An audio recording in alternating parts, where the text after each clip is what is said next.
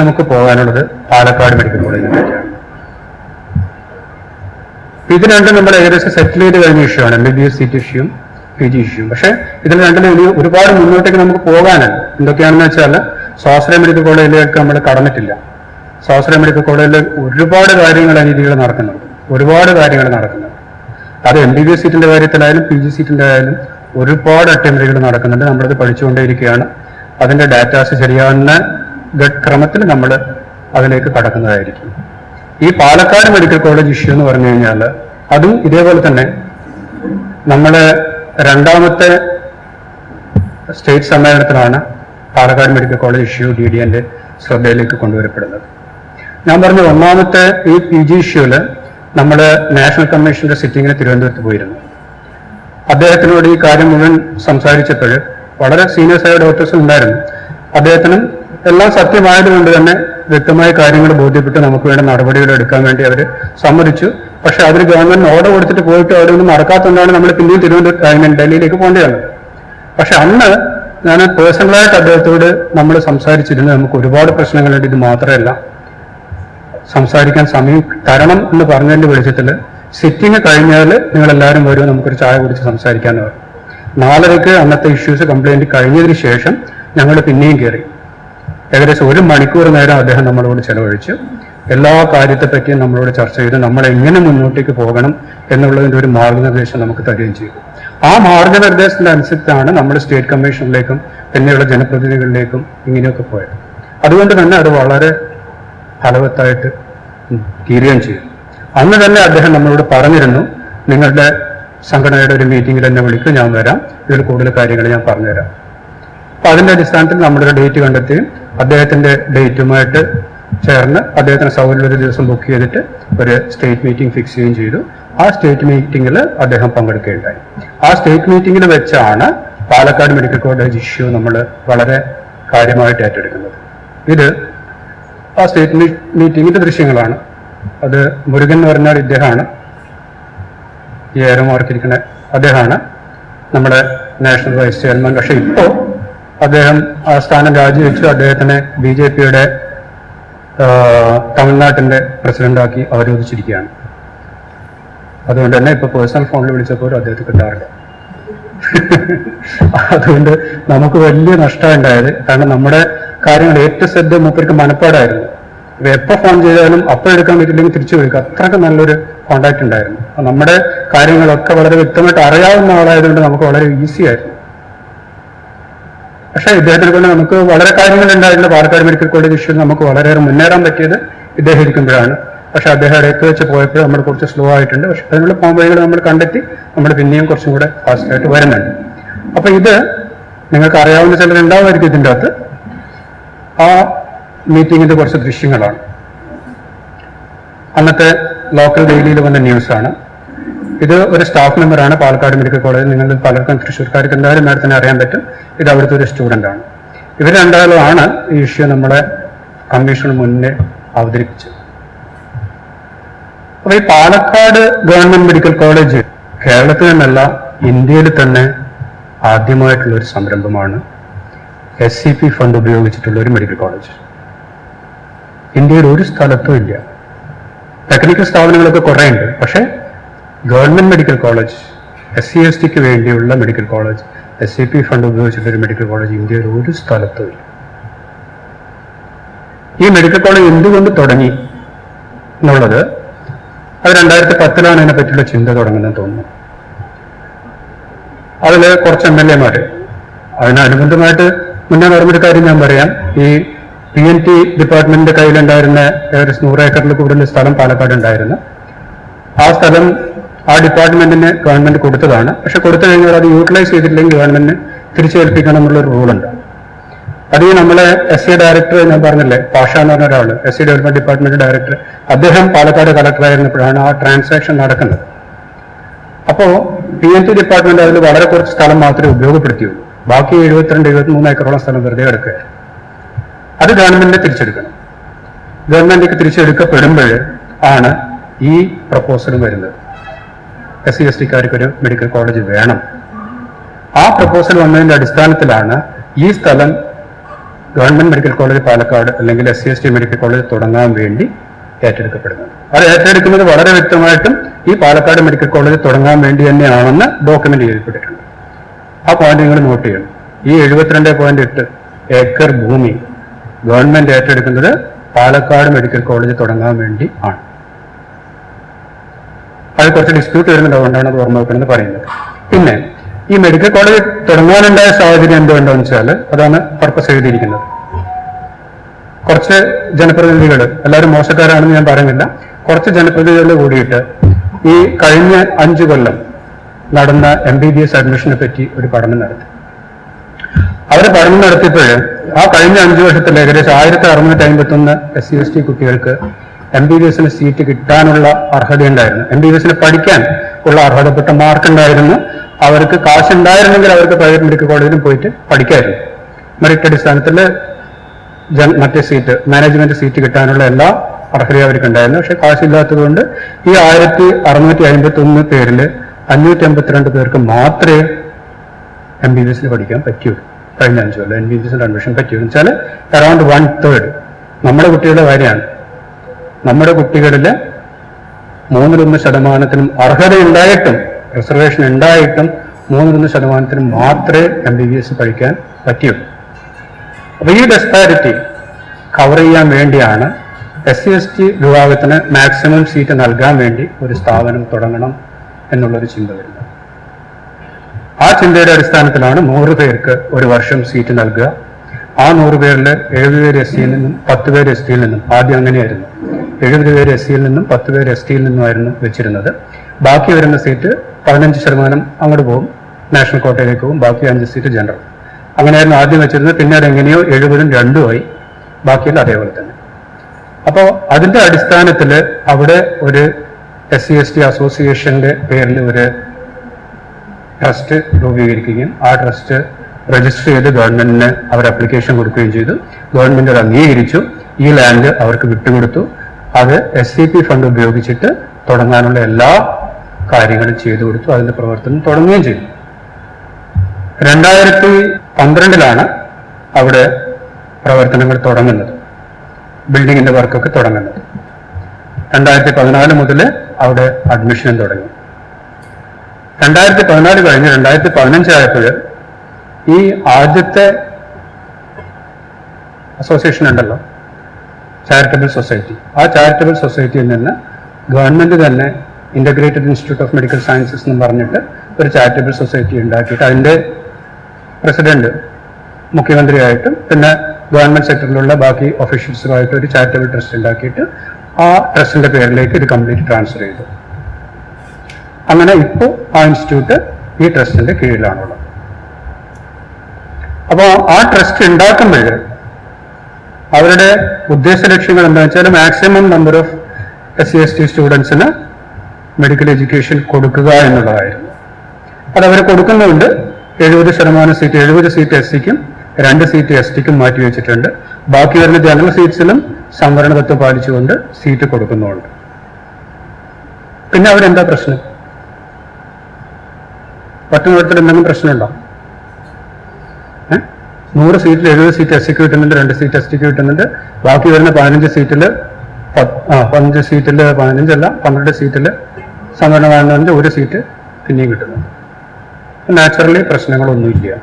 പക്ഷേ നിങ്ങൾ ഒന്നുകൂടി ആലോചിച്ചാലും മനസ്സിലാകും, ഈ ഇൻസ്റ്റിറ്റ്യൂട്ട് സ്റ്റാർട്ട് ചെയ്തിരിക്കുന്നത് എന്ത് ഫണ്ട് ഉപയോഗിച്ചാണ്? സ്പെഷ്യൽ കോമ്പണന്റ് ഫണ്ട് ഉപയോഗിച്ചു. ഈ സ്പെഷ്യൽ കോമ്പണന്റ് ഫണ്ടിന്റെ യൂട്ടിലൈസേഷൻ എങ്ങനെയാണ്?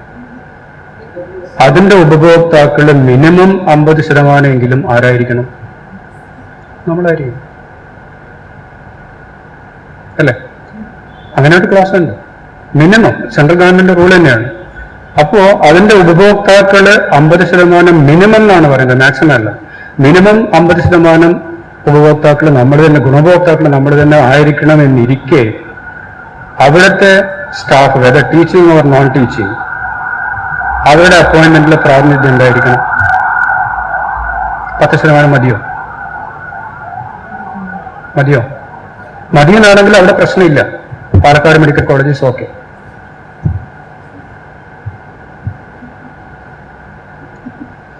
SVP ഫണ്ട് ഉപയോഗിച്ച് തുടങ്ങിയ ഒരു സ്ഥാപനത്തിൽ 10% താഴെ മാത്രം നമ്മുടെ ആൾക്കാർക്ക് പ്രാതിനിധ്യം മതി എന്നാണ് ഈ ഹൗസിന്റെ തീരുമാനമെങ്കിൽ നമുക്ക് പരാതിയേ ഇല്ല.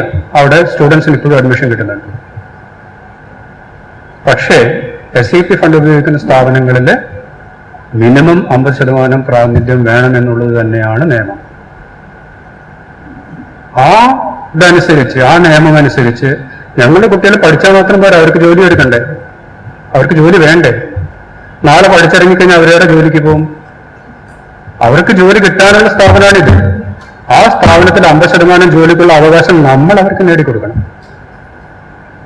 അതിനു വേണ്ടിയാണ് നമ്മൾ ഫൈറ്റ് ചെയ്യുന്നത്. ഓക്കെ, അപ്പൊ അത് എങ്ങനെയൊക്കെ നമുക്ക് നേടിയെടുക്കാൻ പറ്റും, നമ്മൾ എന്തൊക്കെ ചെയ്തു എന്ന് ഞാൻ വളരെ ബ്രീഫായിട്ട് പറയാം. എങ്ങനെയൊക്കെ നമ്മൾ പല കുഴികളിലും നമ്മൾ വീണു, പലവരെയും നമ്മൾ പരാജയപ്പെട്ടിട്ടുണ്ട്, പല പ്രൊസീജിയറിലും നമ്മൾ പരാജയപ്പെട്ടിട്ടുണ്ട്. പക്ഷെ എന്നാലും ഞങ്ങൾ വിട്ടുകൊടുക്കാൻ തയ്യാറില്ല. കാരണം നമുക്ക് അർഹതപ്പെട്ടതാണ് അത്, നമ്മളത് നേടിയിരിക്കും. അറ്റ് എനി കോസ്റ്റ് നമ്മളത് നേടുക തന്നെ ചെയ്യും. ഈ രണ്ട് കാര്യങ്ങൾ നമുക്ക് നേടാനായി. പക്ഷെ ഇത് കുറച്ച് കോംപ്ലിക്കേറ്റഡ് ആയതുകൊണ്ട് നമ്മൾ സമയമെടുക്കും ഉറപ്പാണ്. പക്ഷെ നമ്മൾ മാത്രം വിചാരിച്ചാൽ വളരെ പതുക്കെയാവുള്ളൂ. നിങ്ങൾ എല്ലാവരും കൂടി ഉണ്ടെങ്കിൽ നമുക്ക് കുറച്ചും കൂടെ എളുപ്പം സാധിക്കും. അപ്പൊ എന്തൊക്കെ ചെയ്യണം എന്നുള്ളതിനെ പറ്റി ഞാനൊരു ചെറിയ രൂപം തന്നിട്ട് ഞാൻ നിർത്താം. അപ്പൊ ഇതില് നോക്കാം, ഈ ഒരു paragraph, considering the fact that the entire fund is net from the special component plan, 75% of vacancy was earmarked for SC/ST communities. 29 out of 39% belong to reserved communities. ഈ പാരഗ്രാഫ് എഴുതി കൊടുത്തിരിക്കുന്നത് പാലക്കാട് മെഡിക്കൽ കോളേജിലെ അഡ്മിനിസ്ട്രേറ്റർ നാഷണൽ കമ്മീഷണർക്ക് കൊടുത്ത റിപ്പോർട്ടിന്റെ ഒരു ഭാഗമാണിത്. വളരെ ഓതന്റിക് ആണ്.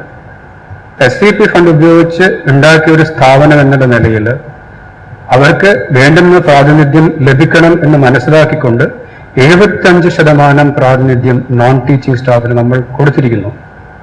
അതിന്റെ അർത്ഥം എന്താ? 75% പ്രാതിനിധ്യത്തിന് നമുക്ക് അർഹതയുണ്ടെന്ന് indirectly they have committed. Agri?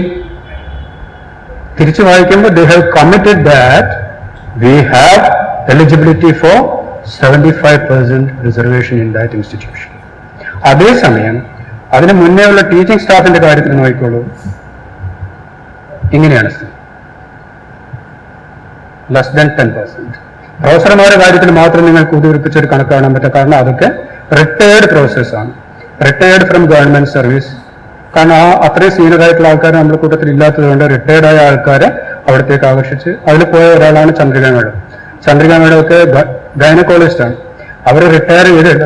ഒരു റിട്ടയർഡ് ഗൈനക്കോളജിസ്റ്റ് നിങ്ങൾക്ക് എല്ലാവർക്കും അറിയാം, ഒരു പ്രൈവറ്റ് ഹോസ്പിറ്റലിൽ പോവുകയാണെങ്കിൽ ഒരു മാസം അവർക്ക് എത്ര കാശ് ഉണ്ടാക്കാൻ പറ്റും? ചുരുങ്ങിയത് 5 ലക്ഷം രൂപയെങ്കിലും ഉണ്ടാക്കാൻ പറ്റും. റിട്ടയർഡ് ഗൈനക്കോളജിസ്റ്റ് മിനിമം വെറുതെ ഇരുന്നാലും കിട്ടും. അത് സാക്രിഫൈസ് ചെയ്തിട്ട് 1.5 ലക്ഷം രൂപ കിട്ടേണ്ട ഒരു ജോലിക്ക് അവർ പോയിട്ടുണ്ടെങ്കിൽ അവരുടെ കമ്മിറ്റ്മെന്റ് ടു ദ കമ്മ്യൂണിറ്റിയാണ് അത് കാണിക്കുന്നത്. അത്രയും കമ്മിറ്റഡ് ആയിട്ട് പോയ മാഡത്തിനെ പോലും പുകച്ച് കുറച്ചടിക്കുന്ന ആറ്റിറ്റ്യൂഡാണ് ഇന്നിവിടെ നടന്നുകൊണ്ടിരിക്കുന്നത്. അതിൽ ദുഃഖകരമായ സത്യം എന്താണെന്ന് വെച്ചാൽ ആ പ്രോസസ്സിന് കൂട്ടുനിൽക്കുന്നതും നമ്മുടെ കൂട്ടത്തിൽപ്പെട്ട 1-2 ആൾക്കാരും കൂടി ഉണ്ടെന്നുള്ളതാണ്. അത് വളരെ വളരെ കഷ്ടമുണ്ട്, വളരെ സങ്കടമുള്ള കാര്യമാണ്. കാരണം തിരിച്ചറിവ് നമുക്ക് ഉണ്ടാകാൻ വൈകുന്നതിന്റെ ദൂഷ്യഫലങ്ങളാണ് ഇതൊക്കെ. ആ തിരിച്ചറിവ് ഉണ്ടാക്കിയെടുക്കാൻ ഇവിടെ കുറെ ആൾക്കാർ, ദിവാനന്ദ സാറിന്റെ കുറെ ആൾക്കാരുണ്ട്, അങ്ങനെയുള്ളവരൊന്ന് ശ്രമിക്കണം എന്നെനിക്ക് വളരെ വിനീതമായിട്ട് അഭ്യർത്ഥിക്കാനാണ്. കാരണം നമ്മൾ പറയുന്നത് നമ്മൾ ഡോക്ടർമാരാണ്, നമ്മളെ കാര്യം പറയുന്നതെന്ന് വിചാരിച്ചിട്ട് അവർ തള്ളുകയാണ്. പക്ഷേ പൊതുജന മധ്യത്തിൽ നിന്ന് പൊതുജന നായകന്മാർ പറയുമ്പോൾ അതിന് വേറൊരു വിലയുണ്ടാവും. പൊതുജനങ്ങൾ അതാണ് ശ്രദ്ധിക്കുക. ഡോക്ടർമാർ പറയുമ്പോൾ അവർ ഡോക്ടർ കാര്യമല്ലേ, അങ്ങനെ പറഞ്ഞ് തള്ളപ്പെടുകയാണ് ചെയ്യുന്നത്. അപ്പോൾ നിങ്ങളുടെ കാര്യം മനസ്സിലാക്കിക്കൊണ്ട് സത്യമാണ് നിങ്ങൾക്ക് ബോധ്യമാണെങ്കിൽ മാത്രം മതി. അത് ബോധ്യപ്പെട്ടുകൊണ്ട് പൊതുജനങ്ങളെ ഇതിന്റെ ഉള്ളുകളികൾ ഒന്ന് ബോധ്യപ്പെടുത്തി കൊടുക്കണം. നിങ്ങൾക്ക് മനസ്സിലാവുന്ന ഭാഷയിൽ വളരെ വ്യക്തമായിട്ട് സന്തോഷം മാധ്യമത്തിൽ എഴുതിയിട്ടുണ്ട്, ഞാൻ കാണിച്ചു തരാം. പിന്നെ എനിക്ക് നിങ്ങൾ ഒരുപാട് ഡീറ്റെയിൽസ് പറയണമെന്നുണ്ട്, പക്ഷേ എപ്പോഴാ തീരാന്ന് എനിക്കറിയില്ല. ഇത് അന്നത്തെ കമ്മീഷനിൽ എടുക്കുന്ന കിട്ടിയ ഡയറക്ഷൻസ് ആണ്. ആ ഡയറക്ഷൻസിൽ അദ്ദേഹം വ്യക്തമായിട്ട് പറഞ്ഞിട്ടുണ്ട്, ഇവിടെ പ്രാതിനിധ്യം വളരെ കുറവാണ്. ആ കുറവ് മനസ്സിലാക്കിക്കൊണ്ട് സ്പെഷ്യൽ റിക്രൂട്ട്മെന്റ് നടത്തിയിട്ട് നിങ്ങളുടെ സീറ്റ് ഫില്ല് ചെയ്യണം, വേക്കൻസി ഫില്ല് ചെയ്യണമെന്ന് ഡയറക്ഷൻ കൊടുത്തിട്ടുണ്ട്. പിന്നെ special rules for appointing staff അത് കഴിയുന്നത്ര നേരത്തെ ഉണ്ടാക്കിയിട്ട് ആ സ്പെഷ്യൽ റൂൾ അനുസരിച്ച് മാത്രമേ ഇനി അങ്ങോട്ടുള്ള അപ്പോയിന്റ്മെന്റ് നടത്താവൂ എന്നും കൂടെ ഡയറക്ഷൻ കൊടുത്തിട്ടുണ്ട്.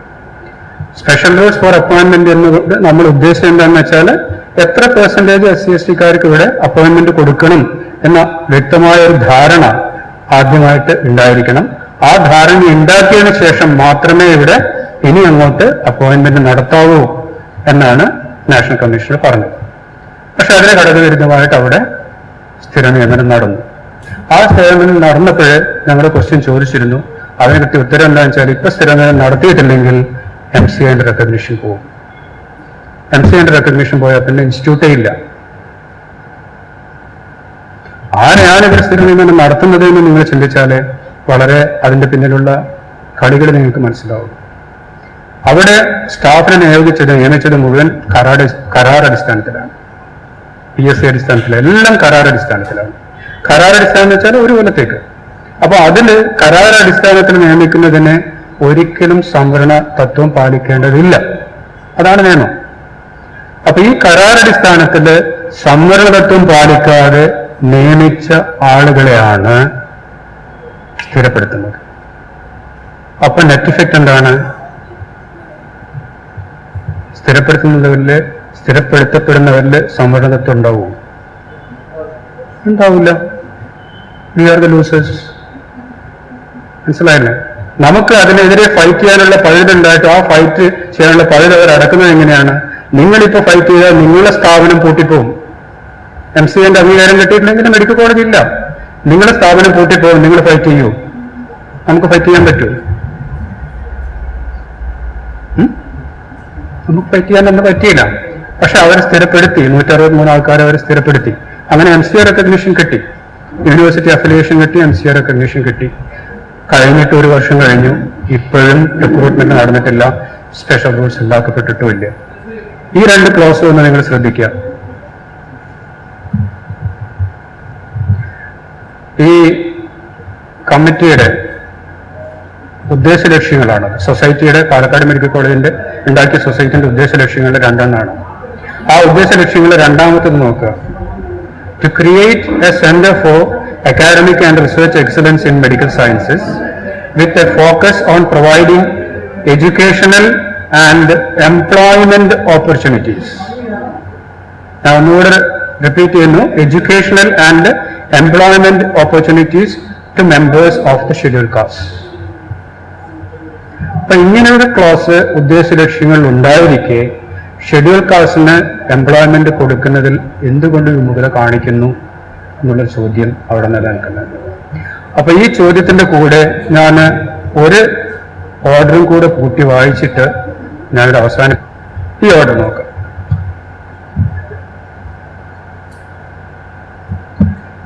ഈ ഓർഡർ അനുസരിച്ച് കേരള ഗവൺമെന്റിന്റെ ഓർഡർ തന്നെയാണ്. 50% കുറയാത്ത പ്രാതിനിധ്യത്തിന് നമ്മൾക്ക് അർഹതയുണ്ട് എന്ന് സാക്ഷ്യപ്പെടുത്തുന്ന ഗവൺമെന്റ് ഓർഡറാണത്. ഇപ്പൊ സൊസൈറ്റിയുടെ ഉദ്ദേശ ലക്ഷ്യത്തില് എഡ്യൂക്കേഷണൽ ആൻഡ് എംപ്ലോയ്മെന്റ് ഓപ്പർച്യൂണിറ്റീസ് നിലനിൽക്കുന്നു. ഗവൺമെന്റ് ഓർഡറിൽ 50% കുറയാത്ത പ്രാതിനിധ്യം തരണം എന്ന ഡയറക്ഷൻ നിലനിൽക്കുന്നു. എന്നിട്ടും എന്തുകൊണ്ട് നമുക്ക് അവിടെ എംപ്ലോയ്മെന്റിൽ പ്രാതിനിധ്യം കിട്ടുന്നില്ല എന്നുള്ളതാണ് ചോദ്യം. അപ്പൊ ഇത് നമ്മൾ നേടിയെടുത്തേ പറ്റൂ. അതിനുള്ള ഫൈറ്റില് നിങ്ങൾ എല്ലാവരും നമ്മുടെ കൂടെ ഉണ്ടായിരിക്കണം. എന്നാൽ മാത്രമേ നമുക്ക് വിജയിക്കാൻ പറ്റൂ എന്ന് മാത്രം പറഞ്ഞുകൊണ്ട് ഞാൻ നിർത്തുന്നു.